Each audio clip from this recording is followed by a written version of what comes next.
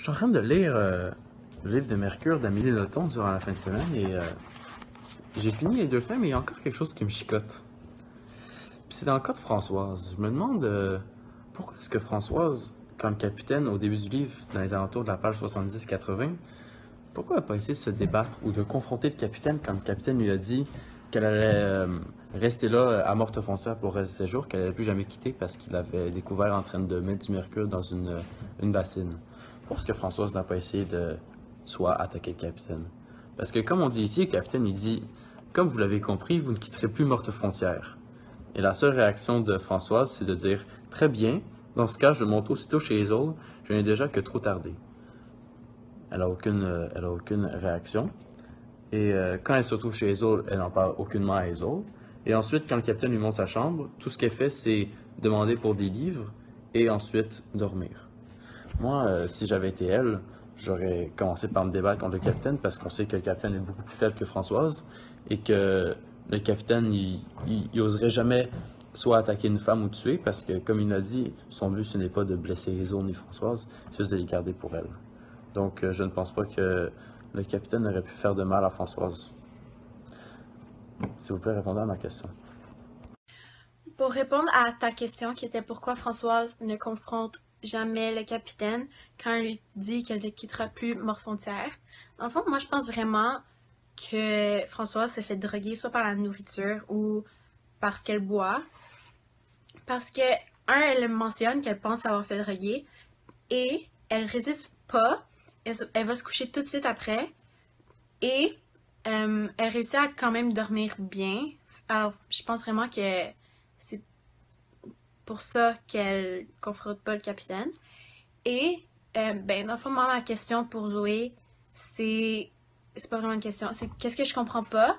C'est pourquoi Françoise devient tellement attachée à Hazel au point de se mettre elle-même dans le trouble et dans le danger pour l'aider à s'échapper. Parce que d'habitude, les infirmiers et les médecins ne sont pas vraiment supposés de créer des liens avec leurs patients. Donc, pour répondre à ta question, Anne-Sophie, je crois vraiment que suffit que le cas à Hazel était un cas vraiment particulier. Je crois que suffit qu'elle était infirmière, Françoise a décidé de prendre ce cas d'une autre manière, elle aussi, en tant qu'infirmière. Donc, dans le fond, ça ne l'a pas affecté comme n'importe quel autre cas. C'était vraiment particulier, surtout, tu sais, sur cette île, vraiment emprisonnée, vraiment isolée de tout. Je pense qu'elle était vraiment curieuse et aussi qu'elle ressentait le besoin d'aider Hazel, dans le fond, que c'était pas juste comme n'importe quelle autre chose pour elle. Et aussi, c'était vraiment une connexion, je crois qu'elle avait besoin d'avoir parce que justement, Françoise est quand même une personne vraiment froide, mais avec Hazel, elle a été capable d'apprendre des nouvelles choses, de se familiariser avec elle. Vraiment, c'était une nouvelle expérience pour elle. Et aussi, ma question pour Philippe, ça serait est-ce que l'amour que le capitaine éprouve envers Hazel est vraiment purement sentimental ou aussi physique? Purement physique ou purement sentimental? Parce qu'on voit vraiment qu'il y a une version vraiment loufoque de l'amour, on pourrait dire. Donc, voilà.